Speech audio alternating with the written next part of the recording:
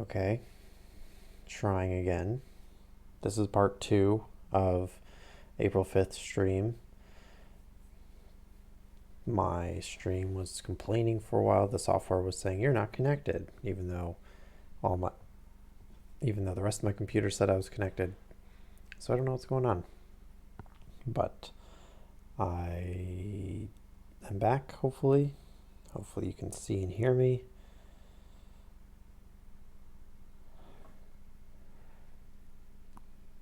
But here we go. All right, I see Evan again. That's the most important part. All right, so there are a bunch of holes on the side of the platform, in the grass, because treasure hunters have been digging around there for 6 years. Our friend Thaddeus Sholto came out, and he is quivering with fear and terror. It has the helpless and appealing expression of a terrified child. "Come into the house," said Holmes, in his crisp, firm way. "Yes, do," pleaded Thaddeus Sholto. "I really do not feel equal to giving directions." We all followed him into the housekeeper's room, which stood upon the left-hand side of the passage. The old woman was pacing up and down with a scared look and restless picking fingers, but the sight of Miss Morton appeared to have a soothing effect upon her. "God bless your sweet, calm face," she cried, with a hysterical sob. "It does me good to see you. Oh, but I have been sorely tried this day." Our companion patted her thin, work-worn hand and murmured some few words of kindly, womanly comfort, which brought the color back into the other's bloodless cheeks. "Master has locked himself in and will not answer me," she explained. "All day I have waited to hear from him, for he often likes to be alone. But an hour ago I feared that something was amiss, so I went up and peeped through the keyhole. You must go up, Mr. Thaddeus. You must go up and look for yourself. I have seen Mr. Bartholomew Sholto in joy and in sorrow for 10 long years, but I never saw him with such a face on him as that." Sherlock Holmes took the lamp and led the way, for Thaddeus Sholto's teeth were chattering in his head. So shaken was he that I had to pass my hand under his arm as we went up the stairs, for his knees were trembling under him. Twice as we ascended, Holmes whipped his lens out of his pocket and carefully examined marks which appeared to me to be mere shapeless smudges of dust upon the cocoa nut matting which served as a stair carpet. He walked slowly from step to step, holding the lamp and shooting keen glances to right and left. Miss Morton had remained behind with the frightened housekeeper. The third flight of stairs ended in a straight passage of some length, with a great picture in Indian tapestry upon the right of it, and 3 doors upon the left. Holmes advanced along it in the same slow and methodical way, while we kept close at his heels, with our long black shadows streaming backwards down the corridor. The 3rd door was that which we were seeking. Holmes knocked without receiving any answer, and then he tried to turn the handle and force it open. It was locked on the inside, however, and by a broad and powerful bolt, as we could see when we set our lamp up against it. The key being turned, however, the hole was not entirely closed. Sherlock Holmes bent down to it, and instantly rose again with a sharp intaking of the breath. "There's something devilish in this, Watson," said he, more moved than I had ever before seen him. "What do you make of it?" I stooped to the hole and recoiled in horror. Moonlight was streaming into the room, and it was bright with a vague and shifty radiance. Looking straight at me, and suspended, as it were, in the air, for all beneath was in shadow, there hung a face, the very face of our companion Thaddeus. There was the same high, shining head, the same circular bristle of red hair, the same bloodless countenance. The features were set, however, in a horrible smile, a fixed and unnatural grin, which, in that still and moonlit room, was more jarring to the nerves than any scowl or contortion. So like was the face to that of our little friend that I looked round at him to make sure that he was indeed with us. Then I recalled to mind that he had mentioned to us that his brother and he were twins. "This is terrible," I said to Holmes. "What is to be done?" "The door must come down," he answered, and springing against it, he put all his weight upon the lock. It creaked and groaned, but it did not yield. Together we flung ourselves upon it once more, and this time it gave way with a sudden snap, and we found ourselves within Bartholomew Schutel's chamber. It appeared to be fitted up as a chemical laboratory. The double line of glass-stoppered bottles was drawn up upon the wall opposite the door, and the table was littered over with Bunsen burners, test tubes, and retorts. In the corner stood carboys of acid in wicker baskets. One of these appeared to leak or to have been broken, for a stream of dark-colored liquid had trickled out from it, and the air was heavy with a peculiarly pungent, tar-like odor. A set of steps stood at one side of the room in the midst of a litter of lath and plaster, and above them there was an opening in the ceiling large enough for a man to pass through. At the foot of the steps, a long coil of rope was thrown carelessly together. By the table, in a wooden armchair, the master of the house was seated all in a heap, with his head sunk upon his left shoulder, and that ghastly, inscrutable smile upon his face. He was stiff and cold, and had clearly been dead many hours. It seemed to me that not only his features but all his limbs were twisted and turned in the most fantastic fashion. By his hand upon the table there lay a peculiar instrument, a brown, close-grained stick, with a stone head like a hammer, rudely lashed on with coarse twine. I'm trying to picture that. Beside it was a torn sheet of notepaper with some words scrawled upon it. Holmes glanced at it and then handed it to me. "You see," he said, with a significant raising of the eyebrows. In the light of the lantern, I read, with a thrill of horror, the sign of the 4. "In God's name, what does it all mean?" I asked. "It means murder," said he, stooping over the dead man. "Ah, I expected it. Look here." He pointed to what looked like a long, dark thorn stuck in the skin just above the ear. "It looks like a thorn," said I. "Thank you, Watson." "It is a thorn. You may pick it out, but be careful, for it is poisoned." I took it between my finger and thumb. It came away from the skin so readily that hardly any mark was left behind. One tiny speck of blood showed where the puncture had been. "This is all an insoluble mystery to me," said I. "It grows darker instead of clearer." "On the contrary," he answered, "it clears every instant. I only require a few missing links to have an entirely connected case." We had almost forgotten our companion's presence since we entered the chamber. He was still standing in the doorway, the very picture of terror, wringing his hands and moaning to himself. Suddenly, however, he broke out into a sharp, querulous cry. "The treasure is gone," he said. "They've robbed him of the treasure. There is the hole through which we lowered it. I helped him to do it.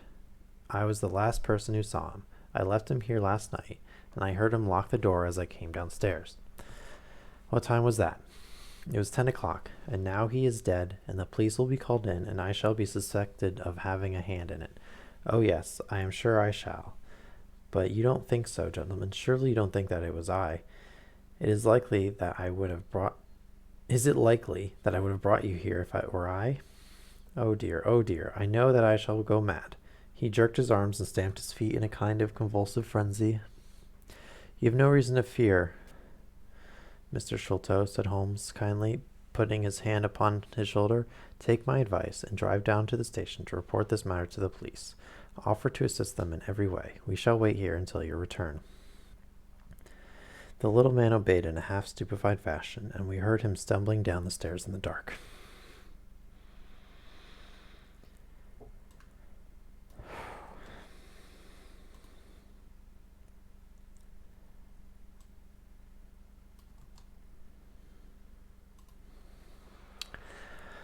Another death is afoot.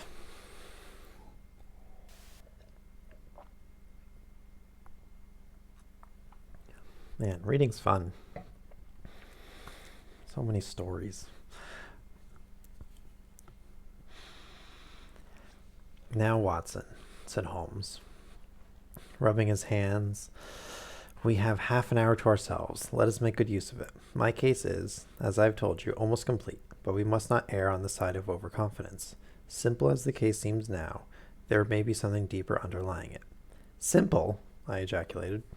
"Surely," said he, with something of the air of a clinical professor expounding to his class. Just sit in the corner there, that your footprints may not complicate matters. Now, to work. In the first place, how did these folk come, and how did they go? The door has not been opened since last night. How of the window? He carried the lamp across to it, muttering his observations aloud the while, but addressing them to himself rather than to me. Window is snibbed on the inner side. Framework is solid. No hinges at the side. Let us open it. No water pipe near. Roof quite out of reach. Yet a man has mounted by the window. It rained a little last night. Here's the print of a foot in mold upon the sill. And here is a circular muddy mark. And here again upon the floor. And here again by the table. See here, Watson, this is really a very pretty demonstration. I looked at the round, well-defined muddy discs. This is not a footmark, said I. It is something much more valuable to us. It is the impression of a wooden stump. You see here on the sill is the boot mark, a heavy boot with a broad metal heel, and beside it is the mark of the timber toe. It is the wooden-legged man. We learned a few pages ago that Major John Sholto was terrified of wooden-legged men. So now we might know why. Quite so. But there has been someone else, a very able and efficient ally. Could you scale that wall, Doctor? I looked out of the open window. The moon still shone brightly on that angle of the house. We were a good 60 feet from the ground, and look where I would, I could see no foothold, nor as much as a crevice in the brickwork. It is absolutely impossible, I answered. Without aid it is so. But suppose you had a friend up here who lowered you this good stout rope, which I see in the corner, securing one end of it to this great hook in the wall. Then I think, if you were an active man, you might swarm up, wooden leg and all. You would depart, of course, in the same fashion, and your ally would draw up the rope, untie it from the hook, shut the window, snip it on the inside, and get away in the way that he originally came. As a minor point, it may be noted, he continued, fingering the rope, that our wooden-legged friend, though a fair climber, was not a professional sailor. His hands were far from horny. My lens discloses more than one blood mark, especially towards the end of the rope, from which I gather that he slipped down with such velocity that he took the skin off his hand. This is all very well, said I, but the thing becomes more unintelligible than ever. How about this mysterious ally? How came he into the room? Yes, the ally, repeated Holmes pensively. There are features of interest about this ally. He lifts the case from the regions of the commonplace. I fancy that this ally breaks a fresh ground in the annals of crime in this country, though parallel cases suggest themselves from India, and if my memory serves me, from Senegambia. I apologize to anyone who's from there, because I have no idea how to say the name of that place. How came he then? I reiterated. The door is locked. The window is inaccessible. Was it through the chimney? The grate is much too small, he answered. I had already considered that possibility. How then? You will not apply my precept, he said, shaking his head. How often have I said to you that when we have eliminated the impossible, whatever remains, however improbable, must be the truth? We know that he did not come through the door, the window, or the chimney. We also know that he could not have been concealed in the room, as there is no concealment possible. Whence, then, did he come? He came through the hole in the roof, I cried. Of course he did. He must have done so. If you will have the kindness to hold the lamp for me, we shall now extend our researches to the room above, the secret room in which the treasure was found. He mounted the steps, and, seizing a rafter with either hand, he swung himself up into the garret. Then, lying on his face, he reached down for the lamp and held it while I followed him. The chamber in which we found ourselves was about 10 feet one way and 6 the other. The floor was formed by the rafters, with thin lath and plaster between, so that in walking one had to step from beam to beam. The roof ran up to an apex, and was evidently the inner shell of the true roof of the house. There was no furniture of any sort, and the accumulated dust of years lay thick upon the floor. Here you are, you see, said Sherlock Holmes, putting his hand against the sloping wall. This is a trapdoor which leads out onto the roof. I can press it back, and here is the roof itself, sloping at a gentle angle. This, then, is the way by which number 1 entered. Let us see if we can find any other traces of his individuality. He held down the lamp to the floor, and as he did so I saw for the second time that night a startled, surprised look come over his face.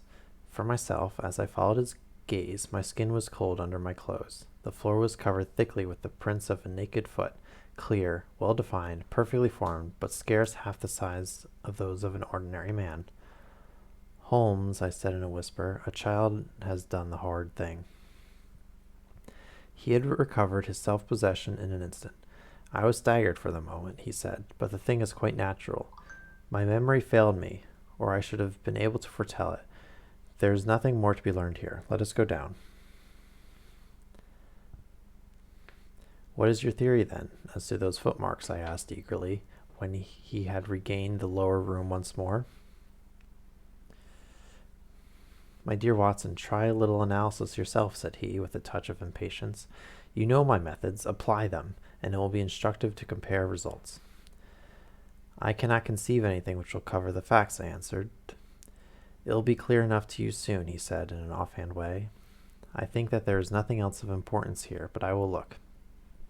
He whipped out his lens and tape measure and hurried about the room on his knees, measuring, comparing, examining, with his long, thin nose only a few inches from the planks, and his beady eyes gleaming and deep-set like those of a bird. So swift, silent, and furtive were his movements, like those of a trained bloodhound picking out a scent, that I could not but think what a terrible crime he would have made. Oh, what a terrible criminal he would have made had he turned his energy and sagacy against the law instead of exerting them in its defense. As he hunted about, he kept muttering to himself, and finally he broke out into a loud crow of delight. We are certainly in luck, said he. We ought to have very little trouble now. Number 1 has had the misfortune to tread in the creosote. You can see the outline of the edge of his small foot here at the side of this evil-smelling mess. The carboy has been cracked, you see, and the stuff has leaked out. What then? I asked. Why, we have got him, that's all, said he.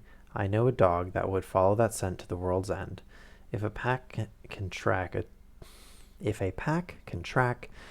a trailed herring across a shire, how far can a specially trained hound follow so pungent a smell as this? It sounds like a sum in the rule of the 3. The answer should give us the but. Hala! Here are the accredited representatives of the law. Heavy steps and the clamor of loud noises were audible from below, and the hall door shut with a loud crash. Before they come, said Holmes, just put your hand here on this poor fellow's arm and here on his leg. What do you feel? The muscles are as hard as a board, I answered. Quite so. They are in a state of extreme contraction, far exceeding the usual rigor mortis. Coupled with the distortion of the face, this Hippocratic smile, or risus sardonicus, as the old writers called it, what conclusion would it suggest to your mind? Death from some powerful vegetable alkaloid, I answered. Some strychnine-like substance which would produce tetanitis. That was the idea which occurred to me the instant I saw the drawn muscles of his face. On getting into the room, I at once looked for the means by which the poison had entered the system. As you saw, I discovered a thorn which had been driven or shot with no great force into the scalp. You observe that the part struck was that which would be turned towards the hole in the ceiling if the man were erect in his chair. Now examine the thorn. I took it up gingerly and held it in the light of the lantern. It was long, sharp, and black, with a glazed look near the point as though some gummy substance had dried upon it. The blunt end had been trimmed and rounded off with a knife. Is that an English thorn? He asked. No, it certainly is not. With all these data, you should be able to draw some just inference. But here are the regulars, so the auxiliary forces may beat a retreat. As he spoke, the steps which had been coming nearer sounded loudly on the passage, and a very stout, portly man in a gray suit strode heavily into the room.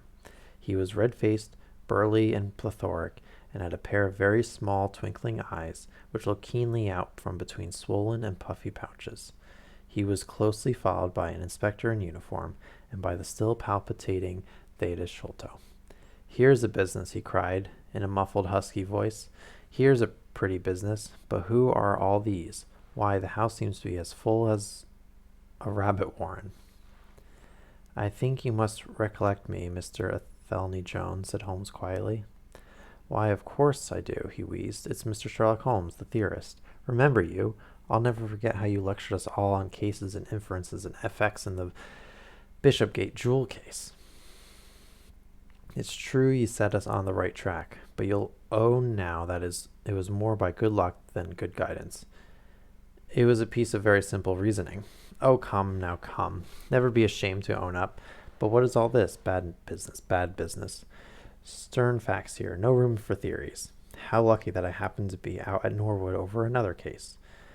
I was at the station when the message arrived. What do you think the man died of? Oh, that is hardly a case for me to theorize over, said Holmes dryly. No, still, we can't deny that you hit the nail on the head sometimes. Dear me, door locked, I understand. Jewels worth $500,000 missing. How is the window? Fastened, but there are steps on the sill. Well, if it wasn't fastened, the steps could have nothing to do with the matter.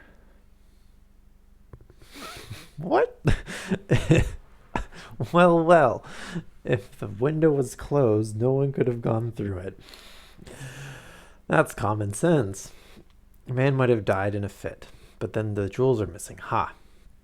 I have a theory. These flashes just come upon me at times. Just step outside, Sergeant, and you, Mr. Sholto. Your friend can remain. What do you think of this, Holmes? Sholto was, on his own confession, with his brother last night. The brother died in a fit, on which Sholto stalked off with the treasure. How's that? On which the dead man very considerately got up and locked the door on the inside. There's a flaw there. Let us apply common sense to the matter. This Thaddeus Sholto was with his brother. There was a quarrel, so much we know. The brother is dead, and the jewels are gone. So much also we know. No one saw the brother from the time Thaddeus left him. His bed had not been slept in. Thaddeus is evidently in a most disturbed state of mind. His appearance is, well, not attractive. You see that I am weaving my web around Thaddeus. The net begins to close upon him. You are not quite in possession of the facts yet, said Holmes. This splinter of wood, which I have every reason to believe to be poisoned, was in the man's scalp where you see the mark. This card, inscribed as you see it, was on the table. And besides, it lay this rather curious stone-headed instrument. How does that all fit into your theory? Confirms it in every respect, said the fat detective pompously. House is full of Indian curiosities. Thaddeus brought this up, and if this splinter be poisonous, Thaddeus may as well have made murderous use of it as any other man. The card is some hocus-pocus, a blind, as like as not. The only question is, how did he depart? Ah, of course, here's a hole in the roof. With great activity, considering his bulk, he sprang up the steps and squeezed into the garret, and immediately afterwards we heard his exulting voice proclaim that he had found the trapdoor. He can find something, remarked Holmes, shrugging his shoulders. He has occasional glimmerings of reason. Il n'y a pas de sorte si incommodes que ce qui ont de l'esprit.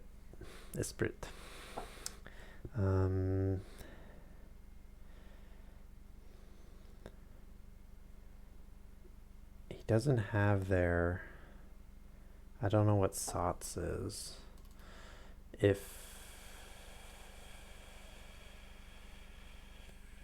Sorry. A bunch of words I don't know. Anyway. You see, said Athelney Jones, reappearing down the steps again. Facts are better than mere theories, after all. My view of the case is confirmed. There is a trapdoor communicating with the roof, and it is partly opened. It was I who opened it. Oh, indeed, you did notice it then. He seemed a little crestfallen at the discovery. Well, whoever noticed it, it shows how our gentleman got away. Inspector? Yes, sir. From the passage. Ask Mr. Sholto to step this way. Mr. Sholto, it is my duty to inform you that anything which you may say will be used against you. I arrest you in the Queen's name as being concerned in the death of your brother. There now, didn't I tell you? Cried the poor little man, throwing out his hands, looking from one to the other of us. Don't trouble yourself about it, Mr. Sholto, said Holmes. I think I can engage to clear you of the charge. Don't promise too much, Mr. Theorist. Don't promise too much, snapped the detective. You may find it a harder matter than you think. Not only will I clear him, Mr. Jones, but I will make you a free present of the name and description of one of the two people who were in this room last night. His name, I have every reason to believe, is Jonathan Small. He is a poorly educated man, small, active, with his right leg off, and wearing a wooden stump which is worn away upon the inner side. His left boot has a coarse, square-toed sole with an iron band round the heel. He is a middle-aged man, much sunburned, and has been a convict. These few indications may be of some assistance to you, coupled with the fact that there is a good deal of skin missing from the palm of his hand. The other man? The other man? Asked Athelney Jones in a sneering voice, but impressed nonetheless, as I could easily see, by the precision of the other's manner. Is a rather curious person, said Sherlock Holmes, turning upon his heel. I hope before very long to be able to introduce you to the pair of them. A word with you, Watson. He led me out to the head of the stair. This unexpected occurrence, he said, has caused us rather to lose sight of the original purpose of our journey. I have just been thinking so, I answered. It is not right that Miss Mortson should remain in this stricken house. No, you must escort her home. She lives with Mrs. Cecil Forrester in Lower Camberwell, so it is not very far. I'll wait for you here if you will drive out again, or perhaps you are too tired? By no means. I don't think I could rest until I know more of this fantastic business. I have seen something of the rough side of life, but I give you my word that this quick succession of strange surprises tonight has shaken my nerve completely. I should like, however, to see the matter through with you, now that I have got so far.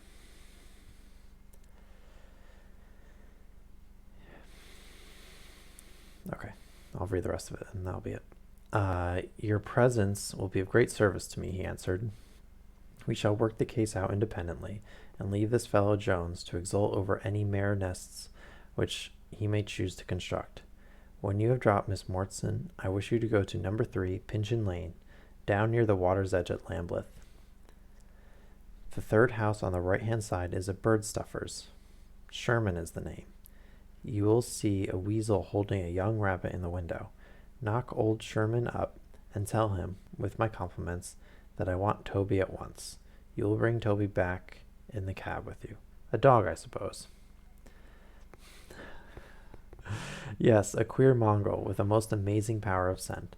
I would rather have Toby's help than that of the whole detective force of London. I shall bring him then, said I. It is 1 now. I ought to get back before 3 if I can get a fresh horse. And I, said Holmes, shall see what I can learn from Miss Birdstone and from the Indian servant who, Mr. Theodus tells me, sleeps in the next garret. Then I shall study the great Jones's methods and listen to his not too delicate sarcasms.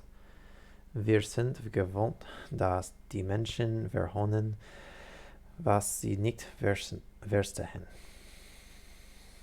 I know you're a better German speaker than me, Evan. I apologize if I butchered some of that.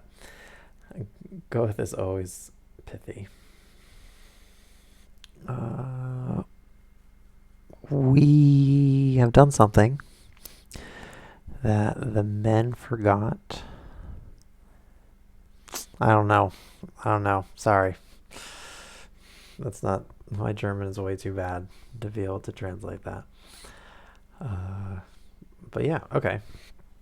So Holmes has made a claim, a name for who to be arrested. His name is Jonathan Small.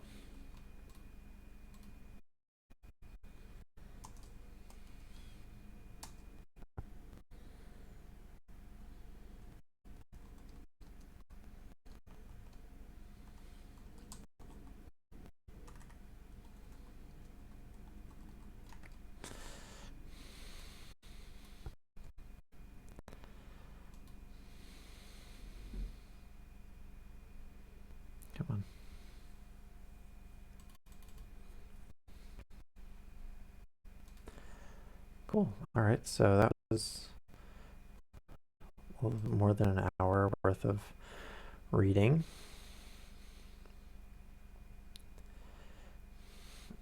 And it looks like we're not even like halfway done with the story, which is pretty cool. But yeah, sorry about the hiccup with the stream earlier.